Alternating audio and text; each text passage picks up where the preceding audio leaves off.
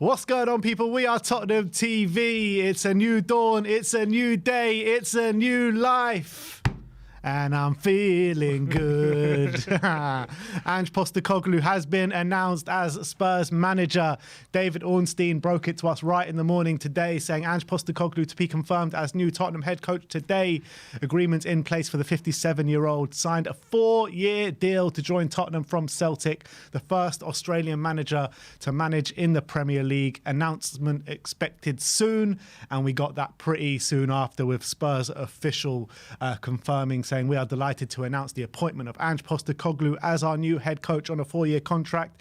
Let's get the statement up from the club in a second. But Ali Gold also said Postecoglou will officially start his job on July the 1st, but will be consulted on all matters from this point. And Gary Jacobs says that Ange Postecoglou has been told that he'll have to work within his means in the transfer market, and we'll get into what that means in a minute. But let's get into the statement from Tottenham Hotspur. And it reads, so the club announcement, appointment of Ange Postecoglou as head coach. Now the season and all domestic cup competitions have concluded, we are delighted to announce the appointment of Ange Postecoglou as our new first-team head coach, becoming the first Australian to manage in the Premier League. Ange will join us on July the 1st on a 4-year contract. Daniel Levy says Ange brings a positive mentality and a fast attacking style of play. He has a strong track record of developing players and an understanding of the importance of the link from the academy. Everything that is important to our club. We are excited to have Ange join us as we prepare for the season ahead. A former Australian national team player, Ange managed at South Melbourne, winning the National Soccer League twice and the Oceania Club Championship. He then led the Australian national team under-17s and under-20s before moving on to manage in the A-League, winning the Premiership in 2011 and the Championship Grand Finals in 2011 and 2012 with Brisbane Roar, becoming the first coach to win a consecutive A-League Championship titles.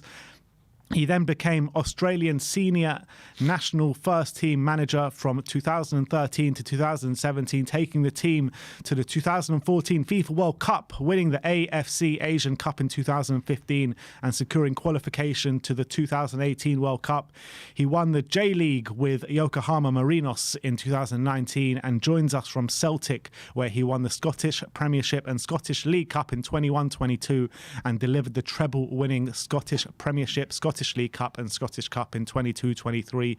We shall confirm Ange's coaching staff in due course. So that is the statement put out from Tottenham just under an hour ago.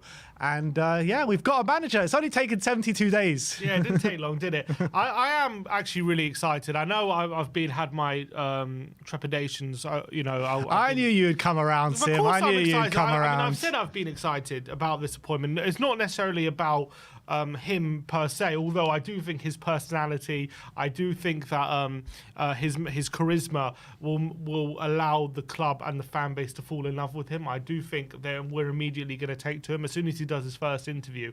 I'm certain that all the Spurs fans are immediately going to take to him. But it's more about having that joy back into watching Tottenham play. I'm very interested to see how a lot of these players react to a more attacking style of play, how we're going to be when we're going to be a bit more high intensity. It's going to be fun to watch Tottenham again, and that's what I'm most excited about. And I do think he's a good appointment for that.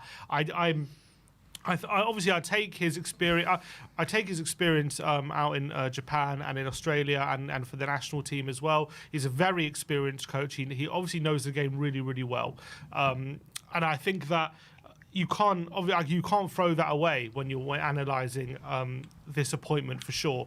And I think as well, this is a massive opportunity for him to basically put himself on the world map as one of the great coaches in world football. I think he has that reputation in Australia, and I think obviously in Scotland he'll have that reputation as being one of the best managers. But around Europe, until he's managed in one of those leagues, it's always going to be holding him back. So now he'll see himself as this is his big shot. This is his shot in the big time to prove himself in one of these leagues. So I do think he's going to take this chance with both hands. He's going to grab it, and I think he's going to put everything into it. And I'm excited for that as well. The only reason I've seen a few comments because I've brought up his age previously. He's 57. It's not his age that concerns me per se. It's more the age plus the lack lack of experience in a top league, which a bit made me think, is this guy really the guy to come into the Premier League, and is his methods going to be something that can get ahead of the game in the Premier League? Because just because his methods are revolutionary in Japan or Australia doesn't mean they're going to be revolutionary in the Premier League with the high level of competition there is in the Premier League. And I do think that's still a valid argument, but I don't think it needs to be a success at Tottenham. I don't think they need to be a revolutionary to get the fans on side. I just think he needs to bring that attacking football back and that Spurs DNA back to Tottenham, and I think that's all what the remit is. I don't think it's going to be he needs to beat the competition. He needs to be better than Guardiola and Jurgen Klopp and Arteta. He needs to be getting Champions League football immediately. That's not the remit, I think. I think the remit is get a team we can be proud of again, get a style of football we can be proud of again, have maybe a good cup run, try and win a trophy. But I think for the short term, it's try and get back in that top six, try and start competing for European football again, and get Tottenham back on the right track. And I think he is the right man for that.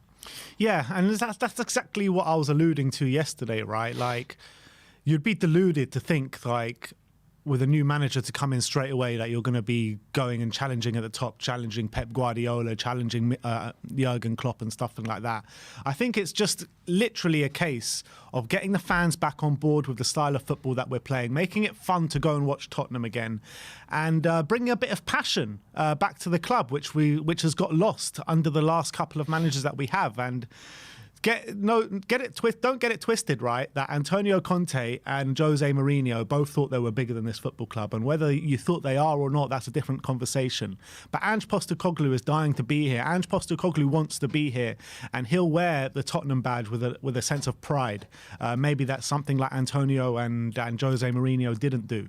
And I'm excited for this appointment because, like I've said before, I just feel like it's a similar appointment like the Martin Jol appointment, where things were very disillusioned at the time before Martin Jol came in. And he came in and he completely captured the hearts of the fans. And I think that is what Ange is going to do.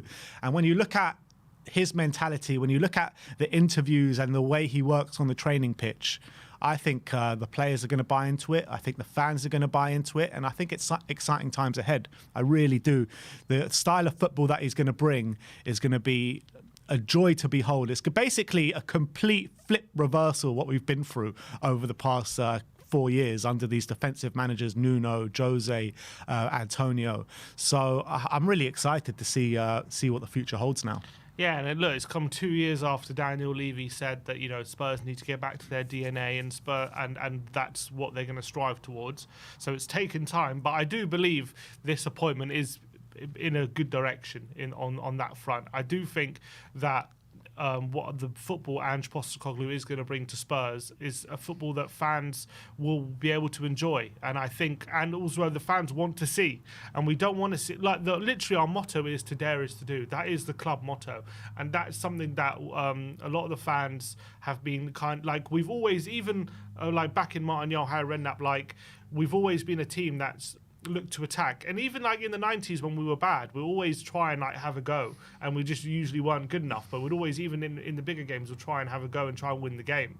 And it's been really bad to watch. As much as we had hoped that it would have brought a trophy or better results, it's been terrible to watch the football over the past few years that we have, and it's really gone against what of that club motto, essentially. And I think Ange Postecoglou, the football he's going to bring is going to be something that's going to go towards those ideals that Tottenham have had over history. So that's what I'm most excited about. And I want to see how Bissouma's going to do in this kind of system, how Bentancur, when he's fit, is going to do in this kind of system, how Romero's going to do in this kind of system. Because I do think a lot of the time, I wouldn't say the formation is holding them back, but they could maybe have another level to their game in a system where we're high pressing, we're winning the ball high up the pitch. I want to see how they react to this kind of football, and in a weird way, it's also going to show a lot of these players up for how good they really are. Because I do feel as well,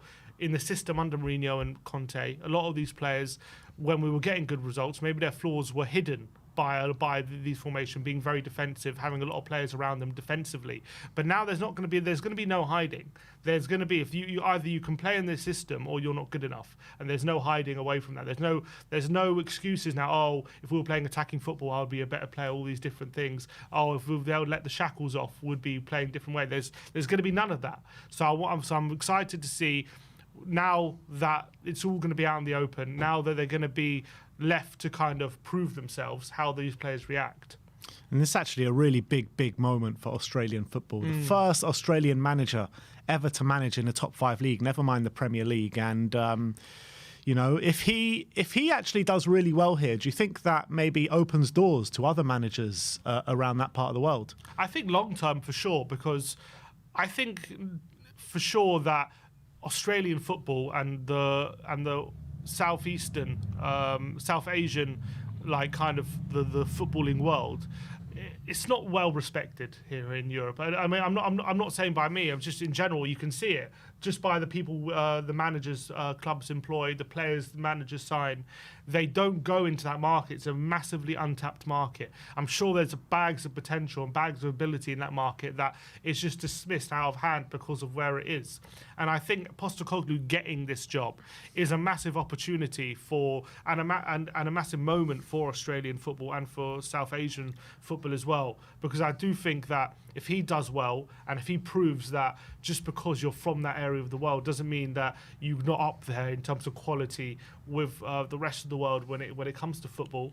Like I think other clubs and other owners will start to take a look at that area of the world and think, well, if it works for Tottenham and if he's doing well there, why can't we also look at what's going on over there? And I'm sure as well, if Postecoglou, he will probably know that market, having managed there for many years. And maybe if he can bring some of the talent there over, maybe and sign them for Tottenham, they're massive successes. And he can prove, not just with his management, but with his recruitment, that there are players there that are that can be massively valuable to the leagues here in Europe. Then I think as well that can go a long way to showing people what they're capable of. So I'm excited from that as well, and I think Postecoglou will have that in mind. I think he'll feel that responsibility because he was Australian manager. He has a massive sense of pride within himself about where he's come from. So I think he'll definitely have that in his mind. As to maybe it will be an extra weight of pressure on him. I hope not, but I think it is a massive opportunity, and you can't deny that. Yeah, absolutely. And it's really interesting to think and talk about the sporting director or the technical director, whichever term you want to use, because I was doing a bit of reading under Postecoglou, and he is of the old school mindset where he likes to do the scouting, he likes to do the recruitment, he likes to bring his own players in. So it's very important that Daniel Levy lets the guy cook. It really is, because we can't like keep doing this club signing rubbish, like bring in square pegs to fit round holes, right? We need to let Ange do his business, and maybe that's why we haven't brought in a sporting director or brought in a technical director. And I'm not mad at that, to be honest. I'm happy that if that's where he feels comfortable, and that's what if he look, and he apparently has a very good track record when it comes to recruitment and spotting talent. Apparently, he's extremely good at that. So if that's what he wants to do, and that's where he feels comfortable, if he can marry both, he wants to be a proper manager as opposed to just a head coach, and then you have all the recruitment stuff on the other side. Then I think you let him do it, and maybe that's part of the reason why we haven't rushed into signing a director of football, because Postecoglou feels like he could definitely help out massively on those side of things. I do think in modern football, it's just because of how much like analysis and how much scouting is involved in modern day football. Like obviously these are £1 billion companies now, so they have scouts at every different ground, and they have analysts breaking down every little single thing for every little player. So it's tough for a manager to get his grips around all of it, which is maybe why in modern day football a lot of the time they do need help, and they do need a director of football to kind of help with that side. But look, if he's got his own people and he's got his own recruitment people and he wants to do his own scouting his way, let him do it. And I think you just got to follow his lead at this point, because we've been trying to take too much control away from managers for too long. And I think it's time we get fully behind him. And if you're going to give him a 4-year deal, which we've given him, then you've got to give that trust in him, and you've got to give him that time. You can't give him a 4-year deal and then sack him after a year because you haven't got into Europe yet. You have to stick it out, and you have to have that patience and to stick it out. And I hope the board do have that. And how long should the fans and the club's patience be with Ange? Let's say next season we finish 8th or 7th again. The season after it's a bit of a similar situation. How patient do you think the fans and the club should be?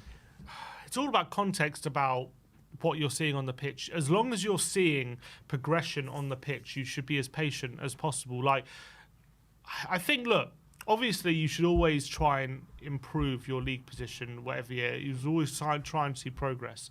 But I think it's more important that on the pitch, as long as we're seeing the team improve, getting better at attacking, getting more cohesive, being a more cohesive unit, I think those are the most important things. Unfortunately, whether we like it or not, Ange is walking into a fan base which is impatient and has lost its patience a while ago with this board and with this club when it comes to not winning a trophy. That's the reality. But I like to think that if he can show progression on the pitch and if he does things in the right way when it comes to attacking football, I do like to think that even if he doesn't win a trophy and doesn't necessarily get Champions League football within the first couple of years, that the fans will stick with him if we can show that he's trying to live up to the ideals of the club, and we shows that we are getting better, and we do see some light at the end of the tunnel. We have to follow the lead of maybe our rivals in a sense of North London. I know maybe the fans weren't also patient in that sense, and maybe the club in a sense were more patient than the fans with Arteta when it came to 2 8th place finishes and keeping him on. But we have to make sure that we're not blinded by results. So we have to make sure that when we're looking at Spurs and we're analysing how we're playing, that we can't just take the result. I know football's results business, but we have to look beyond the result at these points and be patient. And if we can see good things happening, and we can see like maybe we're getting unlucky here, maybe if we had a better player in this position, we might have won this game, and maybe we can see where the problems can be fixed, and we see a pathway forward, then we have to just be very, very patient with him, I think. And I think a couple years, by the 3rd year, if we're not like at least in the top 4 conversation by the 3rd year, then yeah, you got to start asking questions. But I think the first couple years, if he can get us back in Europa League and have maybe get us to a semi-final or something with some cups and show progression on the pitch, that's what we got to be looking for at the moment. And I know fans won't want to hear that because we are impatient at the moment, but I think that's what it's going to take. Yeah, I think that's spot on. Like we need as a fan base now to take back that kind of impatience that we have shown since the Win Now managers have come in. We've got a guy now that can head up a project. He knows how to do a rebuild. I mean, in his first year at Celtic, in his first transfer window, he brought in 14 players and he made that work, and he won a double in his first year. And then in the second year, he won a treble. So he knows how to do a rebuild. He knows how to make it work. Yes, I know that is in the Scottish League, but you can only go on what he's worked in. And he's been a major success in every single job he's been in, to be honest. And it's very important that Daniel Levy lets him do his job. I mean, we've seen it many a time when managers come in and Daniel Levy or the board or the hierarchy don't let the manager flourish and don't let the manager do exactly what they need to do. So it's very, very important that this is reversed this time and this manager gets exactly what he needs to do the job. And the thing is, yeah, like maybe with Conte, like if you don't give him what he wants, he can try and work with it, and he did. I know he complained a lot, and at the end of the day, we couldn't do what we wanted because he didn't get what he needed to succeed. But he's still like, he worked with Longley, he worked with like Dyer and Davis and made them better, and he got us to top 4, and then we were 1 point off 3rd when he got sacked. Like he tried to do his best with what he had, and because of his like defensive tactics, he can kind of shield Dyer as much as he could of like too many underperformances, and like he can get results even with bad players, and even with bad performances he can get results. But now with Postecoglou coming in, like there's not going to be that safety net in a way of these players having a low block and having players around them. So if he has Dyer in a high line, we're just going to get battered. That's reality. He needs to be able to play. He needs to be able to have the players, especially in defence, that are going to facilitate his way of playing. Otherwise, he's going to get exposed every single week. And unlike maybe under Conte and Mourinho, where although we weren't great, he could kind of hide the flaws of these players. Postecoglou's not going to be able to do that with how he wants to play. It's going to be there for all to see. So if we don't have players to suit his system, we could slide further down the table. That's the reality here. Whereas Conte could maybe make it work with those kind of players in a way, try and make it work anyway, even though he didn't do it fully. Postecoglou is not going to be able to fully make it work with players who aren't up to his way of playing, and that's where Levy's got to learn his lesson. And I think it's time as well that we have an uncomfortable Harry Kane conversation as well, because obviously we know, Real Madrid sniffing around, 1 year left on his deal.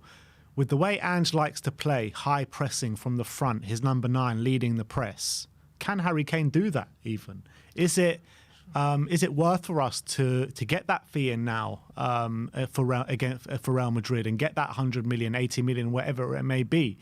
And I'm going to say it now. I actually think, as much as it might be crazy, sound crazy, I actually think Richarlison might suit that number 9 role more in an Ange Postecoglou system than Harry Kane. Well, it's an interesting quote. Apparently, Pedro Porro's been credited with a quote here about Kane and going to Madrid. He said, if Kane decides to go to Real Madrid, we'll be as happy as he is or more, which is a strange quote. I don't know why he's talking about Kane and Madrid. But I kind of agree with you.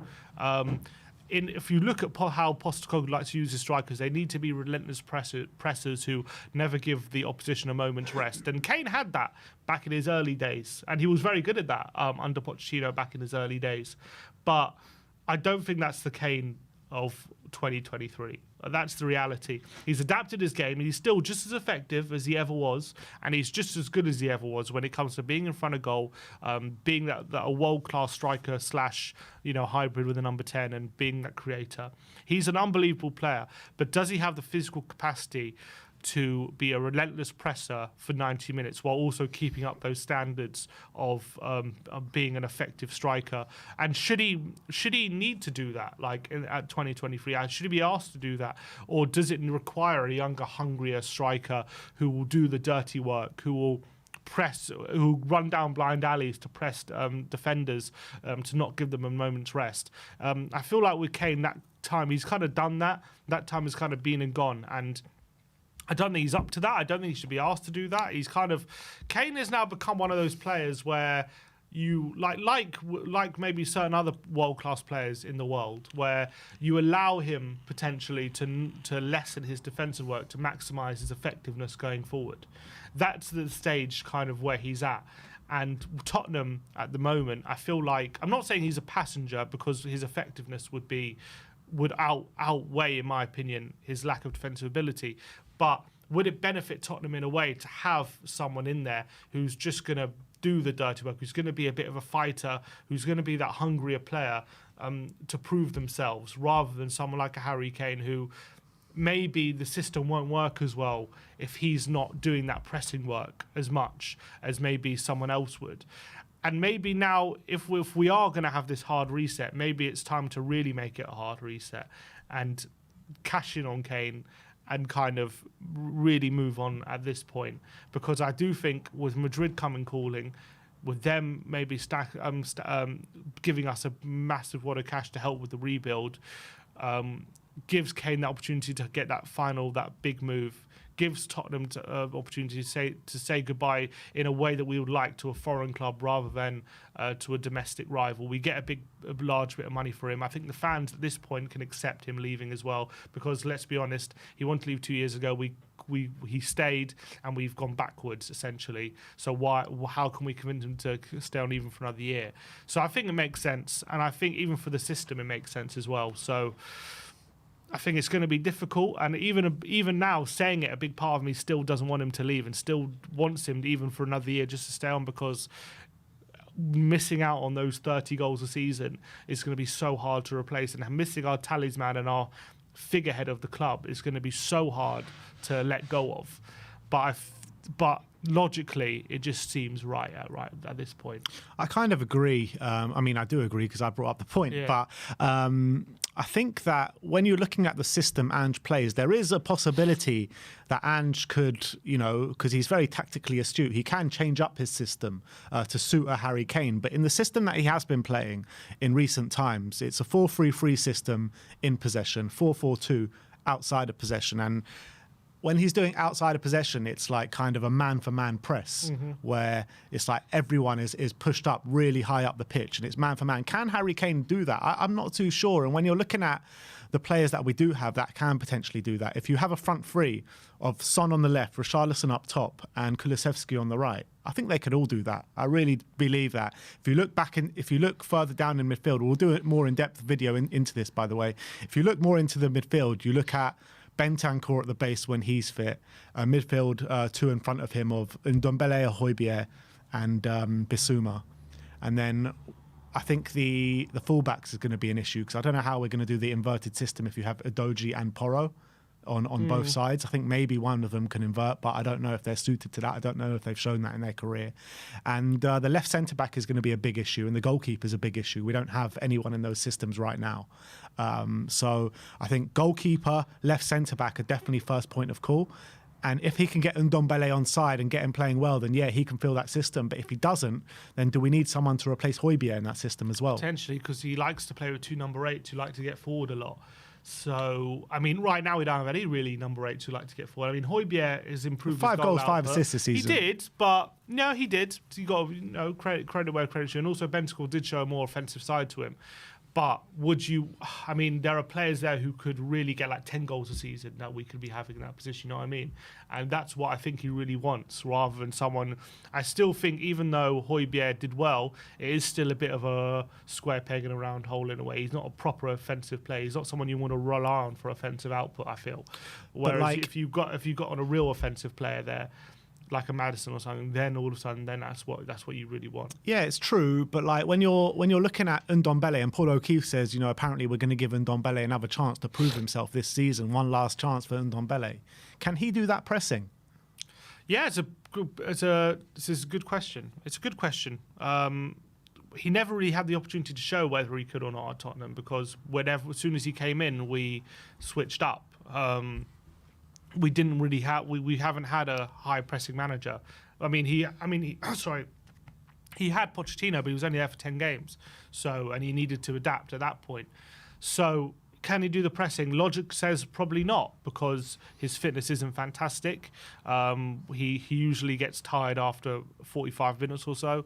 And that's usually in a low block. So how's he going to get the pressing? But if we can get his fitness right, and we can maybe convince him that if he can win the ball higher up the pitch, he can really have the ability to show off his talents even more than, picking up the ball from deep and trying to show them that way. Maybe he can buy into it. It's all about whether we can get into his head and get him to buy into the way Postecoglou wants to play. And if he can, I think we could have he'll be like a new signing essentially, I feel. But it's a big ask because it's been a while since he's been playing well, to be honest. He's had short spurts at Napoli, but he's never nailed down a place. At Lyon, he started well and then fell out of favour. At Spurs, he had one good period under Mourinho, but other than that, he's been out of favour pretty much throughout his whole time at Tottenham. So it's been a very turbulent 4 years, and how that's affected him, we'll have to wait and see. But what we do know is his talent, in terms of what he's capable of on the ball, is completely unique to the Premier League and completely unique to the Tottenham squad. And if we can harness that, then I think we could still have a gem there. But what I've come to know with Postecoglou, and probably the same for most managers, to be honest, but he hates lazy players. Mm-hmm. He hates, with a passion, lazy players. And if anyone is lazy within this squad, they're going to get found out very quickly, and I don't think they'll see much minutes. So, there'll be no hiding place for him. Yeah, and if Ndombele is up to like even 10% of his old tricks, like he won't be seen in a Spurs shirt like very soon after. So this is literally make or break for Ndombele big time. Not even for his Spurs career, but could be for his career in general at the top level. Because if he goes through all these managers at Tottenham and nobody likes him, attacking managers, defensive managers, goes to Napoli, sees minutes but not too many minutes, and they don't want to take up the option on him, where's he got left to turn at the after that? I've got a feeling like how I see it going with Ndombele, I think we give him 6 months, because I think there's been talk cancelling his contract already,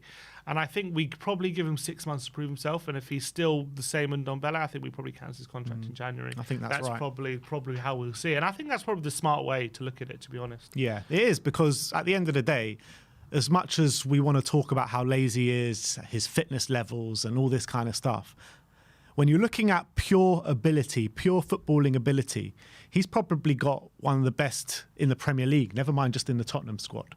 Like, his technical ability is just insane. It really is. But I've just been burnt by him so many times. Me and myself don't really want to give him that other chance. But if Postecoglou wants to do it, then I'm all for it, to be honest, because I think we have to listen to every single syllable and every single word this manager wants to do, and we have to go in that way. So if he wants to do it, then by all means, I think it's up to him. And if he feels like he can get something out of him, then I'm excited to see what can come of it. But look, that is that. And Ange Postecoglou is our manager for the next 4 years at least. Well, hopefully the next 4 years at least, all being well. I want to get your opinions on it.